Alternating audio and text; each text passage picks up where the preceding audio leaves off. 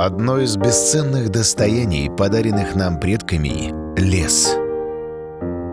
Лес занимает 45% территории Российской Федерации.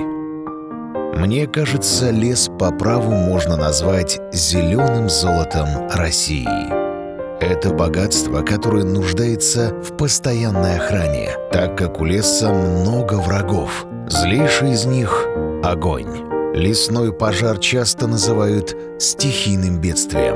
Но это не так. Всего лишь 10% лесных пожаров возникает из-за ударов молнии или из-за самовозгорания торфа. Остальные 90% по вине человека.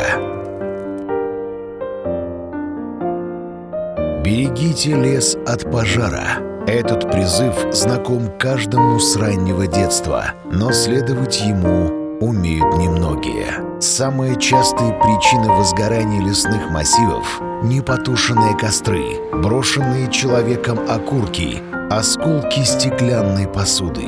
Огонь, раздуваемый ветром, стремительно губит на своем пути все, от почвенного слоя до деревьев. Все, что создавалось природой и человеком десятки, сотни лет, может погибнуть за несколько часов.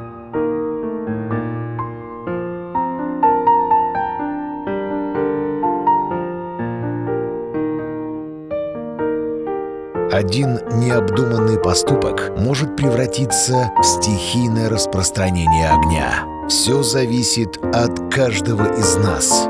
Берегите лес.